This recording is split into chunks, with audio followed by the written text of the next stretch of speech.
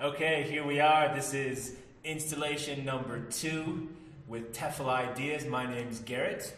Hi, I'm Lewin. Welcome to the podcast. And following from last week's podcast, we're looking at developing these things as the week goes by, and looking at getting better sound quality and getting some features and getting segments and interviews. But let's see how it rolls. Yeah, we'll see what kind of pops out. And just a forewarning, we have hijacked another classroom here. This class is off to a PE lesson, so hopefully nobody interrupts us. So you've been warned.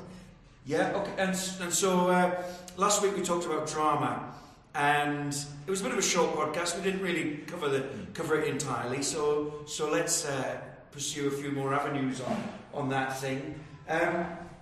One of the things we discussed last week was we mentioned two things that are particularly appropriate to our context. That's the ESL context and in education in general.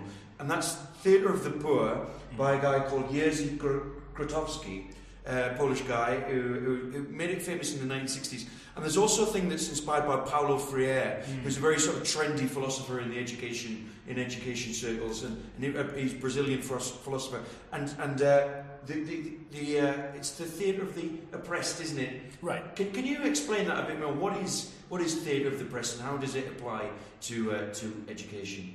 Sure. Well, absolutely. And you did some awesome context there. And don't get these confused, right? We talk about theatre of the poor and theatre of the oppressed. It sounds like a lot of these theatre goers, they're kind of getting downtrodden. Who's going to the theatre anyway, But yeah, so theatre of the oppressed, as you said, was inspired by this idea of critical education. Today we kind of call it critical education, but when Freire kind of brought it out, it was called pedagogy of the oppressed. Is that it? Yeah, that's right. Yeah. So the idea of theatre of the oppressed kind of draws on that. And I got this quote I wanted to read, which really speaks to me. I drew this off of Wikipedia just to give you a little citation. And here's a quote: "Education movement, talking about critical pedagogy. Education movement guided by passion and principle to help students develop consciousness of freedom, recognize authoritarian tendencies, and connect knowledge to power and the ability to take constructive action." So this is talking about the idea of critical pedagogy. So talking about this idea of looking kind of at the old-fashioned models of education that we kind of reproduce a lot of times in the classroom, right? This sort of traditional teacher-centered thing where they're doing a lot of talking. Students don't have a lot of voice or the ability to participate or kind of become a co-creator of knowledge. It's a one-way flow, traditionally. Yeah. Absolutely. And a lot of this goes back to this idea of education as an institution to kind of condition students to become productive economic members of the society, right. Members of the nation, this kind of thing. It's a very 19th century way of looking at things, and students are there to be sort of instructed rather than like having the onus on them doing the thinking and being more productive, right? Exactly. But it's still so much alive today, right? I mean, where we're teaching, you look at the public school model, and that's exactly what it is, right? I mean, it's direct, traditional. They call it ESL the traditional grammatical instructional method, right? It's expedient. If you can do large classrooms that way. Right.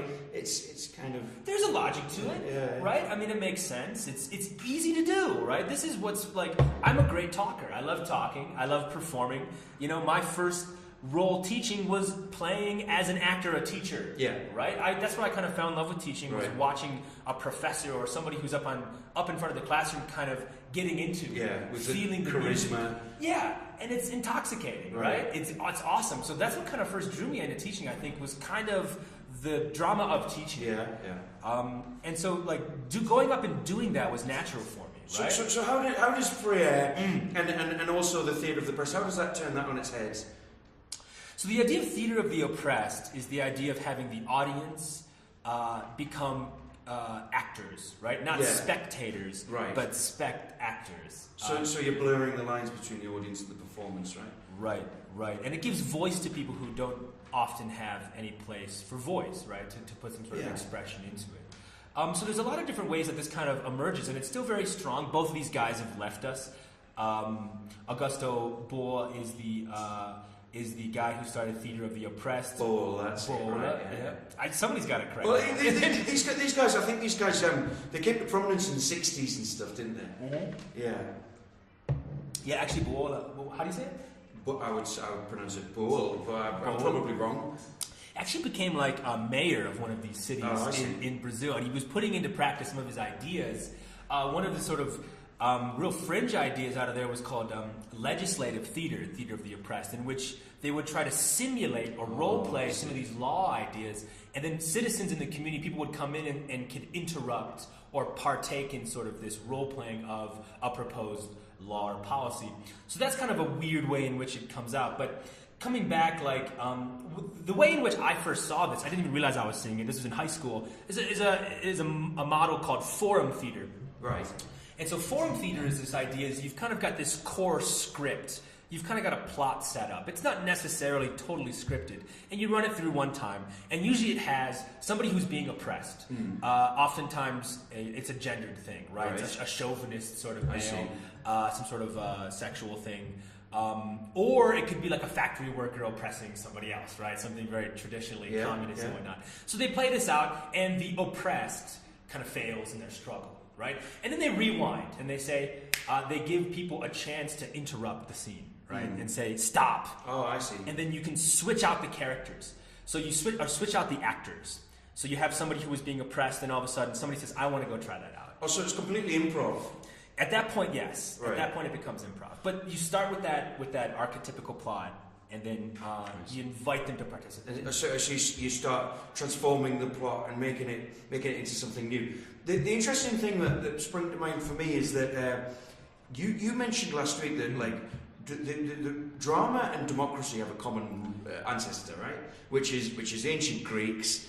Doing dithyrambs and stuff like that, and that. So this is also political. It's satirical. Yeah, it's got a political function to do all this stuff, right? Absolutely. Well, that's interesting because you went back to the roots, and now you see how it's being used today too, and how people are kind of reinterpreting it for today instead of kind of having democracy emerge out of proto nothingness, right, or the authoritarian governments of pre-agrarian societies. Right. Now we've got this elliptical movement where we're trying to give citizens and people kind of more voice in that way.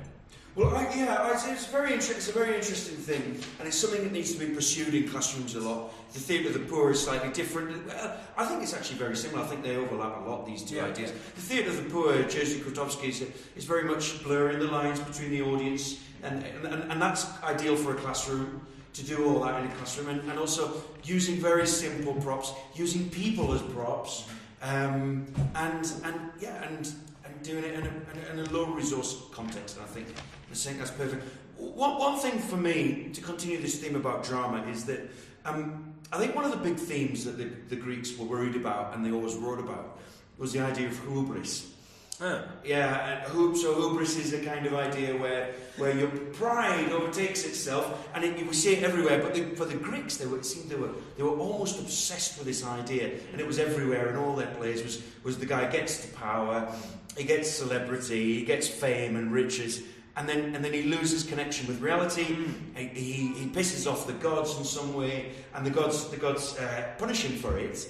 And he gets a slap in the face, and I think the point of that was probably the biggest theme for the Greeks was to know yourself. You know, that's the great sign on the Delphic oracle: know thyself, naughty sothon, or whatever. I can't really pronounce it properly, but that's, I think these days perhaps we've got an issue where people don't know themselves as well as they used to, you know.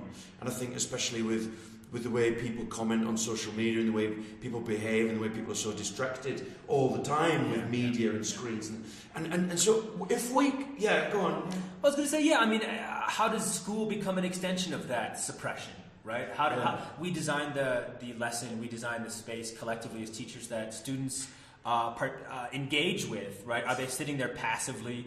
Have we created a culture of silence, right? Of just passively sort of consuming this stuff? How do you get to know yourself? Well, the Greeks thought it was through dialectic, right? The Socratic method. How do you do philosophy? It wasn't by sitting up in a library and reading books. It was by having a conversation, asking each other deep questions. So, and that's kind of the more modern take on this critical theater of the oppressed, is a dialectical sort of tension that you can create when people improv and kind of test each other. But the original Greek theater, as you're saying, was kind of more didactic, and that was kind of this lesson, right? Who are we and who are we not? What do we accept? What is the good? What is the noble? What is the reprehensible? And where are those lines? I mean, that's kind of the real tricky that's thing. why we should get them doing Oedipus Rex. I think. I was just gonna, And if that's not depraved enough for them, well, I did Oedipus. I did Oedipus last fall, and I've actually got that script. I adapted it slightly for the ESL audience, for these 12th grade Chinese kids. And we're talking about doing this book, right? So I've got a couple other scripts we might release with that book, ESL and drama. But Oedipus is such a, and this is what Aristotle wrote about, right? Oedipus as the ideal, the archetypical drama, right? Why was Oedipus so great? Why was it so intriguing? Why was it just unforgettable? It's like Sigmund Freud saw it as completely fundamental. The Oedipal complex. He wrote about it a lot, and he said it underpins most of our thoughts and behaviour, Yeah. Well, I mean, think about Oedipus it was like, you talk about the fly in your soup moment last time. And what's so great about that image is that you're having a lovely bowl of soup, and something like there was no way you could have avoided the fly randomly lying in your soup. The same thing was true of Oedipus. The guy's doing his life, he's trying to be a good person, then all of a sudden everything falls apart. Within a couple scenes, all of a sudden, he has no idea who he is, right? This is know thyself. He doesn't know who his parents are. There's somebody who they're not. All of a sudden, he's found out he's married his mother. His dad is somebody else. And so he's got to kind of rebuild, reconstruct who he is and his relationship with his community as the king. It's that catharsis, what you get when you come through a crisis, and I think it's really healthy for students to be practicing this, playing this out, and like if the students can know themselves a bit better, what can be better than that in a classroom, Right. Another thing that's I was reading in the Guardian today was actually I didn't know this, but it's today in the UK anyway. It's National Shakespeare Week. Oh. And it's all about getting students to get familiar with Shakespeare. But there's arguments about this. I mean, I don't know what you think, Garrett, but do you think do you think primary school kids are a bit too young for introducing them to Shakespeare? I think fifth graders might be some of the smartest people on the planet. Like when you watch a great fifth grade teacher, I've seen just amazing stuff happen in fifth grade. Like they're so brilliant. We've got this show in the States called "Are You Smarter Than a Fifth Grader?" And you've got these students that go up there and just blow everybody out of the water. And I've seen there's this teacher. I'll have to look it up later and link it. But there's a teacher in the States who does teach Shakespeare to fifth graders, and he teaches Romeo and Juliet, and he teaches Julius Caesar. I think like you said last week, it's a very common theme is that Shakespeare didn't intend us to read the stuff. Right. It was to be watched, and maybe it can be. I remember learning Shakespeare in school, and it was pretty counterproductive. Yeah. Half the language went over my head. Yep. So how do you do that with fifth graders then? I think that's a challenge. And how would you even do that with ESL? Right? I mean, of course you couldn't, like for native English speakers, we want to engage kids kind of with this ownership of English language. We want to kind of talk about the grammar and the poetry and the artistry. But I think for ESL, it's really just about the themes and the characters. That's right. It's about I totally agree. It's about the concepts. It's about these concepts are eternal. Yeah. Concepts are eternal, and it's about like the human condition, and a bit of history thrown in there. So sure. So I think Shakespeare's probably done better. There's a teacher in the UK called Phil Beadle who's quite a well-known teacher. He's pretty good, and he teaches in a South London comprehensive, and he's got all these fairly rough kids, and he pulls it off. And what he does is he gets little slips of the dialogue, and he gets them outside in the middle of a field with cows running around and stuff, and he gets them in a circle, and he gets them performing just little bits at a time. And I think that's how you do it. You don't overload kids with Shaky. You give them little bits, and they can consume that. They can get it. I think another great way of doing that, I think that's awesome. Another great way is actually if you have theater around where your school is, if you can actually get kids into the theater to participate in a great production of Shakespeare, it can be life-changing.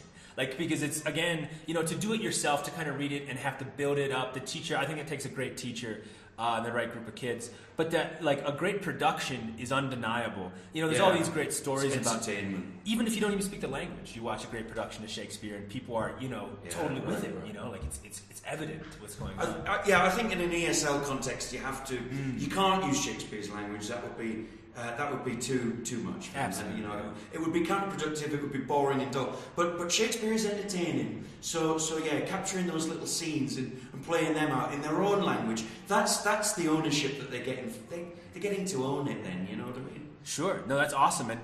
And these things develop this life of its own. They really become a part of the DNA of a class. Yeah. By the time you get through a year of curriculum, one of the things that is unforgettable is the kid who was Julius Caesar, right? Yeah, right. Or the kid who was Brutus. Like, whoever played those parts, they become immortalized. They become for the students themselves. Like, oh, you know, Andy's Brutus, right? Or, you know, remember when that guy got taken out? Or you've always got this moment whenever you teach a script where some kid who nobody saw coming, just a dark horse, just out of nowhere, opens up with this awesome performance, and everybody's just. Yeah.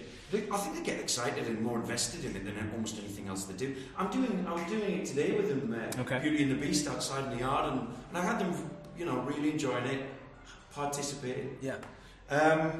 So yeah, I mean, the other thing I wanted to mention about all this is like just the concept of improv. Okay. You know, improvisation. You know, that's them owning it, isn't it? It's not giving them a preset, very rigid perception of what it should be. It's up to them. They take ownership. So, like, you know, doing improv generally is a really healthy thing to do. I think that's what the Theatre of the Poor is about and the Theatre of the Oppressed about. And you know, like even stuff like do you remember that TV show from the 90s? Whose Line Is It Anyway? Sure. Well, sure. you know, for example, I think those kind of activities, and there's a Wikipedia page with every single one on. We can link that. Well, yeah, we'll link it into the podcast and try that if you're an ESL teacher.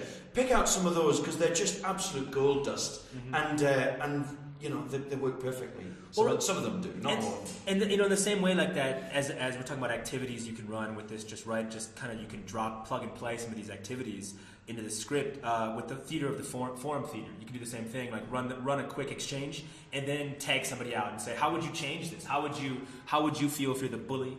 Or how would you react to somebody who is acting this way to you? Or if you saw this on the street, how would you act, right? So it really gives people the power to kind of rewind and talk about an issue.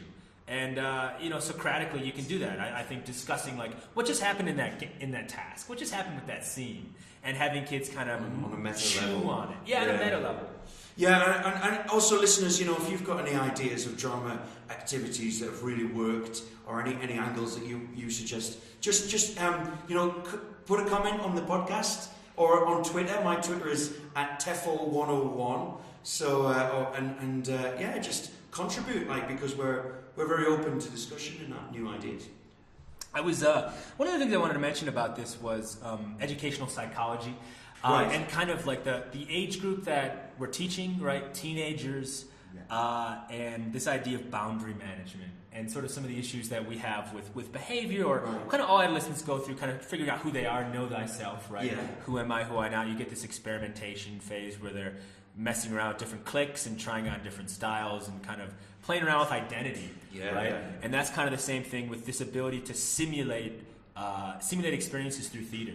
And simulate, I think that's kind of going back to the Greeks, this idea of simulating some of these taboos, right? In Oedipus Rex, we're simulating deviance on a really interesting level. And so getting kids to be able to kind of play with this, to talk about morality or talk about things that are maybe important or controversial, is so much to actually do it themselves, right? Mm-hmm. I think is where the real function of it is, because there's this great quote from Martin Seligman, positive psychology guy, who talks about how... I've never heard of him. What's his name? Martin... he's not on that list. Martin Silverman. Martin Seligman? Seligman, okay. All right. I'll put him on the link. I'm not great with names. We'll put him on the podcast. But he had this line about character education. He's one of these big researchers in character education, kind of a controversial subject with educators. And he says, look, kids always...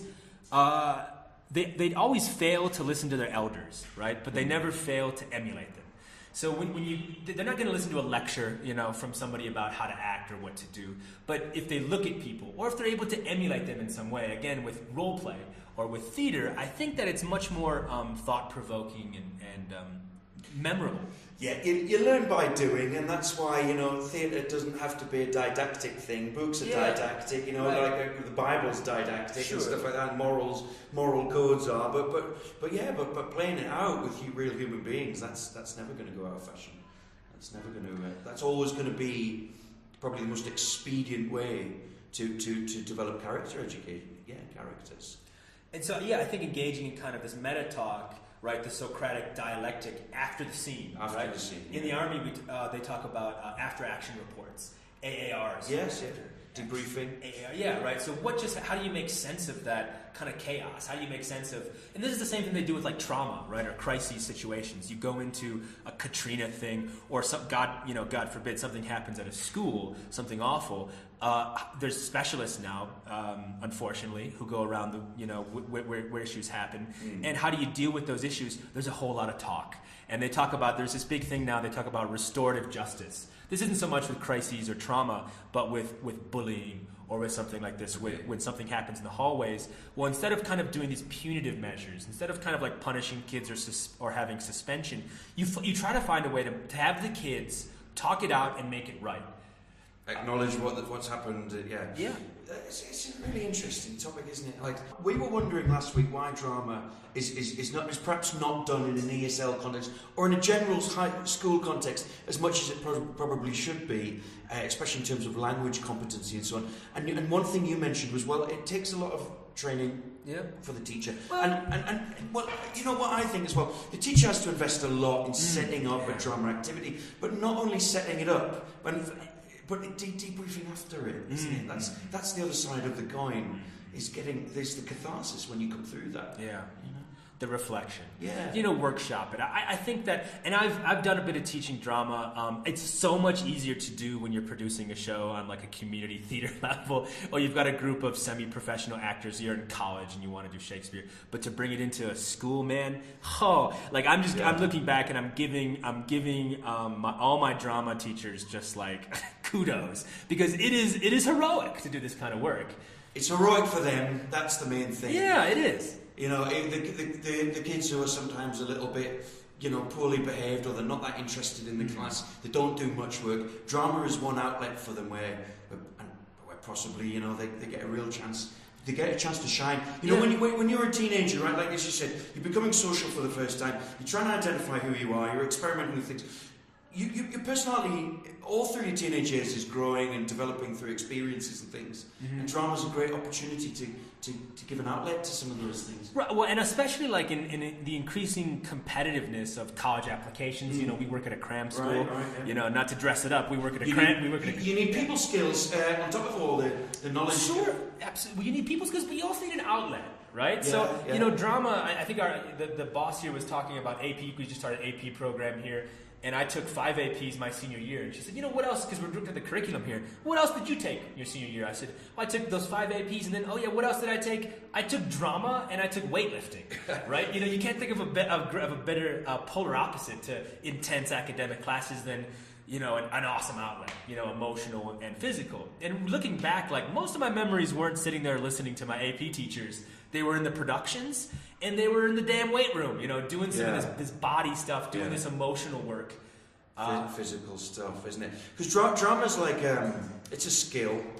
It's a skill subject. It's not a knowledge subject. I always like to make a distinction between two. Drama's got probably more in common with sports and music, right, and English than it has with And it's very healthy for kids to be rounded and do both of those things, do all of those things. I think so, and we don't want to dress it up too much, like to bring elements of drama, and that's what we're talking. To bring elements of drama education into your ESL classroom. You don't have to do the whole show. You don't need a whole curriculum. You don't have to do a whole club. You can simply design these tasks to be improv tasks, or to be scripted, to be communicative, to be interactive, to get the class talking about an interesting situation. Well, any kind of role play, to be honest, is drama. Use role plays as much as you can. I'd say, and also, I think when I see teachers doing role plays, I've always noticed that done a bit half-hearted. Yeah. Or some teachers think, this is a bit naff, or it's a bit cringe-worthy. Yeah. So we'll skip that part of the class and we'll go on to something a bit more teachery. And like honestly, what I think once you get in, you drop that face, you drop that idea of losing face, or you drop the pride element, the hubristic element, perhaps to it, and just get into it, throw yourself into it, and really give it some feeling, give it 100%, do it again, swap the roles, give it everything. Right. Make it a mainstay of the class, and then you'll see the benefits. I think you'd be so surprised. I think that takes a lot of courage. It takes a lot of cojones to kind of stand up and say this is something worthwhile doing, instead of kind of being this reluctant, right? You get a lot of teachers who want to be the friends of the students, who kind of say, well, I'm going to be as cool and blasé as the kids are, and we can kind of just make our way through the class. But stand up and kind of and set it up like you say, I think is important, and also invite students to modify. I think this is where you really get a lot of fun happening in the class, and a lot of expression is when you do a role play, you do a script, you do a scene, and you say, all right, your homework is go and change this, right? Change the outcome, what's going on. And if you've got that tied in with your vocab or your learning outcomes, all the better. And also give them a scripting task as homework. Right. So do the improv, and then also say as homework, bring in a hat. Yeah. Bring in a prop. Everyone has to bring in one prop, and then cast it, right? Who are your characters? And everyone gets to cast their play. That could be fun too. Great ideas, I think. Yeah. From doing lots of teacher training, teacher observations in the past, there's always this sort of half-hearted role play, where they sort of half do it, they make a mess of it. There's no sort of reactive feedback on the grammar errors, on the perform. There's two parts to it, isn't there? There's the linguistic part, and then there's the dramatic part, and you've got to give feedback on both parts, and encourage them to put a bit of feeling in it, demonstrate it yourself, and like don't tolerate, don't tolerate half an effort, care about it. Well, I think that some of the strength of using Shakespeare or using the classics is because it's kind of untouchable, right? It's up on a pedestal. It's like, oh, come on, you're Macbeth, right? Yeah. You're Hamlet. Like, you can't. Teachers won't talk about that stuff half-hearted, right? It's kind of hard to tolerate that stuff being played out half-hearted. Yeah, right. So in ESL, we do have kind of these heartless, soulless role plays everywhere. We do it all the time. How do you reinvigorate that? You invest in it as a teacher at the beginning, before the role play. You make sure they're fully on board with what's required and what the context and the situation is. I think if they know that, they'll do better. They'll make a better hash of it. If the teacher kind of gives a poor explanation, or demonstrate, don't explain, is one of the principles of ESL or any sort of teaching. Right. And like act one, do the first one yourself. But I know, like, checking in an airport can be kind of limited. So put a crate of whiskey in there, and it's the customs officer. He said, "What the hell is this?" Try and make it into a skit, rather than just a run-of-the-mill functional. I'm a bit anti-functional, notional functional syllabus in ESL, and what that means is I'm not a big fan of like, would you like two sugars in your tea, sir, and things like that, and here's my passport. My name's Mr. Smith. What time will you check out, sir? Yeah. And I don't like that. I've never liked that. I've found it very false. I found it not representative of real language, and I think so. So if you're going to do role plays, make them fun, make them interesting. Put a twist in there. Put a tragedy in there. Put something unexpected in there, and then it'll work. That's life. That's. The beauty, that's what Aristotle was talking about when he talked about Oedipus, when he talked about drama. He said it's mimesis, right? Yeah. This is, that's the beauty of art, of drama, is it is life.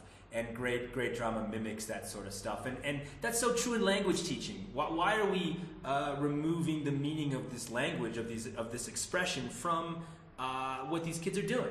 So a real drama, a real role play can kind of make a lot more sense out of it. Imagine a house built with like really poor foundations, like a Potemkin kind of cardboard house, and that's what a textbook role play often is, and it's like very, very stilted and very, very dull, and then in the real world, when a little gust of wind comes over, that dialogue suddenly blows over and it's no good anymore. So you have to give them a much more rounded perspective on things. And then kids got to be able to react to that, right? Spontaneously. So that's it. Spontaneous, improv, off the cuff, playfulness. Yeah, exactly. Muck around with it, mess around with it, and get them, get them out of their chairs, get them moving around. Don't just do role plays like sat in their chairs. Get the eye contact going, you know what I mean? I love that when I was watching your class, you made them stand up when they had to speak. Stand up, move over here, get a little of that kinesthetic stuff going on. That's right. Yeah, totally. Well, I think we've done a good roundup of this topic. You know what? I would love to hear from listeners to what you think about it. Or where are you if you're an ESL? Where you're teaching? What is the organizational situation? What's the curriculum like? What are your barriers to integrating some of this stuff? Or have you tried any great works of literature? Have you tried Frankenstein? Have you tried anything like that? Have you tried any stuff like Arthur Miller, Henry Miller, or have you any sort of postmodernist stuff? I'd love to know. Absolutely. All right, well, we'll be back next week with some more. We're going to do a new topic next week. We're going to totally change gears. Well, there's a million topics, so I think next week we could possibly talk about content and language integrated learning. Like, we're teaching a high school here, so we're teaching all the subjects. We're teaching humanities, but also science and physics and everything. So how do you the great sort of conundrum, I think, of our industry, of the ESL industries, how do you integrate these things? There are ways, I'm sure there's a way, there's a lot of art in it. Nobody seems to have done it. It seems, look, when you see it, well, I'm sure we can talk about this, but when you see people trying to fuse content with ESL, it never quite works, does it? It is. It's a little messy. So So that's it. Dig a bit deeper into that one next time. Awesome. Until then, I'm Garrett. And I'm Lewin, so see you next week. Thanks. Bye.